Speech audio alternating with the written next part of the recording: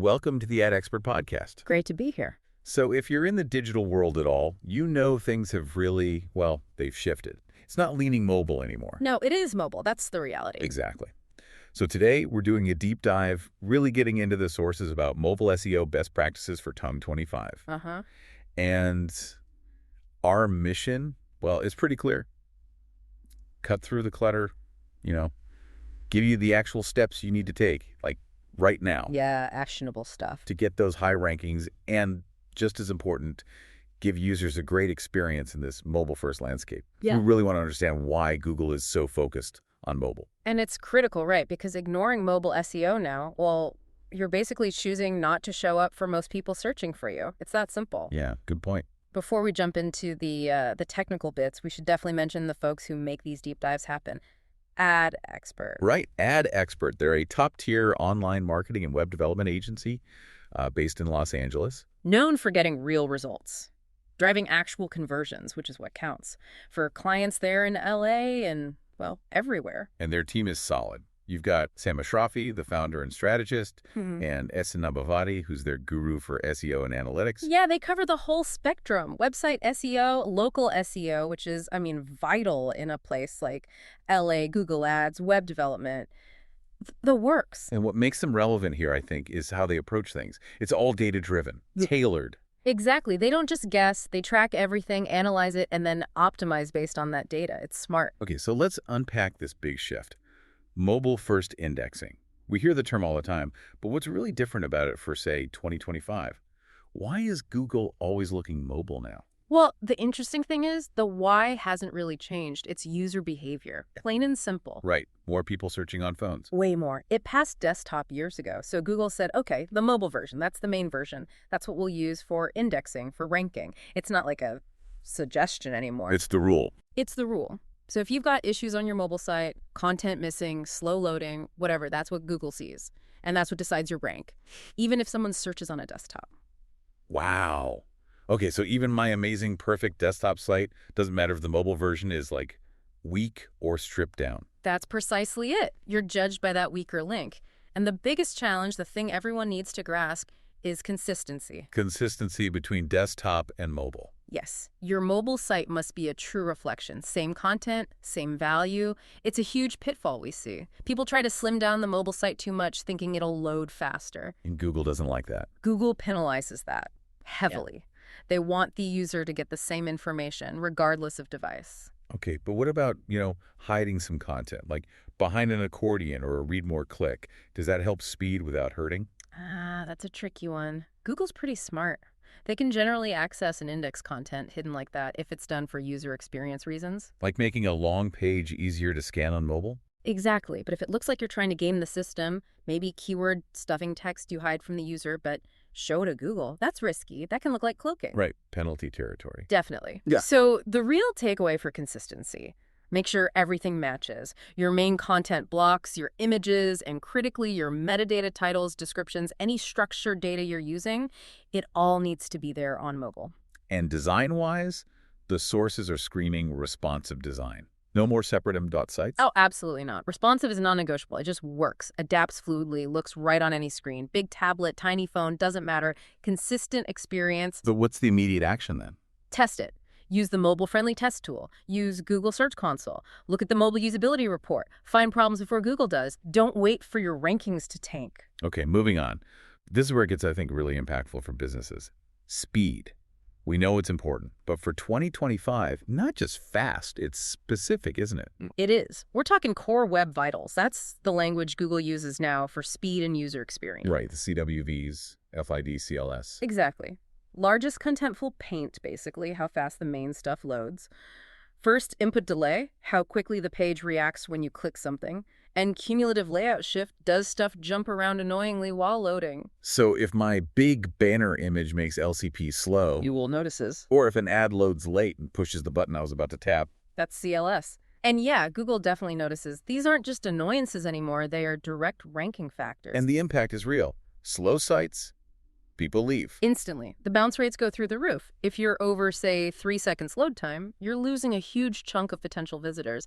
And that kills your click-through rates, suppresses your rankings. It's a downward spiral. So technically, what do? Beyond just compress images, which feels like old news. It kind of is, yeah. First step, always, measure specifically. Use Pagespeed insights. Don't guess. See which core web vital needs help. Is it LCP, FID? CLS. Okay, diagnose the problem, then what? Then targeted fixes. For images, yes, compression matters, but think formats. Move beyond JPEG. Use WebP. It's much more efficient, smaller files, same quality. That directly helps LCP. Then, rendering. Lazy loading is crucial. Meaning you only load images and videos when they actually scroll into view. Why load stuff at the bottom of the page immediately? That just slows down the initial view. Lazy loading speeds up that perceived load time, helps LCP again. Makes sense. And the interactivity one, FID. That often comes down to code, specifically JavaScript and CSS. Right. Optimize code. What does that actually mean for someone listening who isn't a developer? Minification. Yeah, minification is part of it, stripping out unnecessary stuff from the code files to make them smaller, but the bigger thing is often deferral or asynchronous loading. Okay, explain deferral. Basically, you tell the browser, hey, this piece of JavaScript, it's not essential for showing the initial page content. Load it after the important stuff is visible. This stops scripts from blocking the main rendering process. Ah, so the page appears faster, feels interactive sooner. Exactly. Reduces that blocking time, improves LCP and FID, makes the whole experience feel much snappier for the user on their phone. And this technical stuff, tracking these vitals, making changes, it really highlights the need for real-time insights, doesn't it? Absolutely. This is where that data-driven approach we mentioned with AdExpert comes in. You can't wait a week for a report to tell you LCP tanked. Right. They emphasize that real-time tracking across everything: search, social, email, your site analytics. Plus, they're always looking at competitors, too. So that gives you the agility.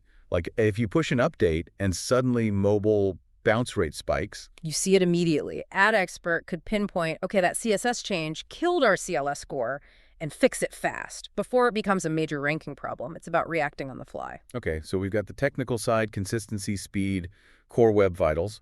Let's shift to the actual content and the user experience, the UX. Mobile users are different, right? Totally different mindset. They're often multitasking, maybe standing in line, glancing quickly. They want answers now. No patience for digging. So we're not writing for someone leisurely reading at a desk. We're writing for a thumb in a hurry. Huh, yeah, kind of. That means scannability is everything. Forget long paragraphs. Break it up. Way up. Short sentences. 2-3 lines max per paragraph. Use bullet points, numbered lists, bold key phrases. Guide their eye instantly to what matters. And usability on that small screen, fonts, buttons. Crucial. Avoid those fat finger errors. Use larger fonts that are easy to read without pinching and zooming. Make sure buttons and links have enough space around them. Think about that thumb zone, the area easy to reach. Make CTAs easy to tap. Good point, the thumb zone. And even before they get to the page, the snippet they see in search results, the meta description, needs to be different from mobile too. Definitely. It gets cut off even sooner on mobile search results. You might have like 160 characters technically, but really focus on the first 50 or 60. They get punchy. Super punchy, clear, concise, compelling. Tell them exactly why they should click your link. Right there in that tiny space, every word has to earn its place. Okay, looking ahead now. Voice search. It's not just a gimmick anymore, is it? Yeah. People are actually using it on their phones. Increasingly, yes. It's a major way people interact, especially on mobile. Hey Siri? Okay Google. So how do we optimize for that? It feels different from typing. It is different. The keywords change. Type searches are often short, like mobile SEO tips. Voice searches are usually full questions, conversational. Like, what are the best mobile SEO tips for 2025? Exactly, more natural language. So your keyword strategy has to shift towards those longer tail question-based phrases. Think about how people actually ask for information. So we're optimizing for the question itself. Right. And the big prize in voice search, often it's getting that featured snippet, position 0, the answer box at the top. Because the voice assistant just reads that out. Often, yes. So you need to structure your content to directly answer those common questions. A clear, concise paragraph right after the question heading, or maybe a bulleted list. Make it easy for Google to grab it as the answer. And the technical piece that helps Google understand that structure, that structured data. Schema markup. Right, schema. Can you give us the quick version of why that's so important for voice? Think of it like adding labels to your content that search engines understand perfectly. You're explicitly saying, this text here, it's the answer to this specific question. So you'd use like Q&A schema. Exactly. Q&A schema, how-to schema, FAQ schema. There are different types. By marking up your content this way, you tell Google Assistant or Siri, hey, I've got the perfect, clearly formatted answer right here. It dramatically increases your chances of being the chosen answer that gets read aloud. This feels like a whole other level of optimization. It needs serious analytics to track what questions people are asking, how snippets perform. It does, which brings us back to using more advanced tech, like what AdExpert is doing with AI. Yeah, AI in SEO. How are they using it? Well, according to the sources, they're using AI for much smarter targeting, for creating really personalized marketing messages, and for advanced analytics that can even predict user behavior. So it's moving beyond just reacting to data, to anticipating needs. Precisely. Using AI to understand intent on a deeper level, based on huge amounts of data. It helps tailor everything, not just search, but social ads, email campaigns, to what that mobile user actually wants, maybe even before they explicitly search for it. That ability to connect the dots across channels feels crucial for reaching mobile users effectively. Definitely. Okay, so to kind of wrap the key takeaways for you listening, mobile SEO success in 2025 really rests on 3 main pillars. Let's hear them. 1. Mobile-first consistency. Your mobile site has to mirror your desktop in content and value. Use responsive design. Got it. 2. 2. Speed optimization. Focus on core web vitals. Use modern formats like WebP. Implement lazy loading. Optimize your code, especially deferring JavaScript. Okay, and 3. 3. Content and UX tailored for mobile. That means scannability, easy interaction, thumb-friendly design, concise meta descriptions, and, crucially, optimizing for voice search using long-tail keywords and structured data.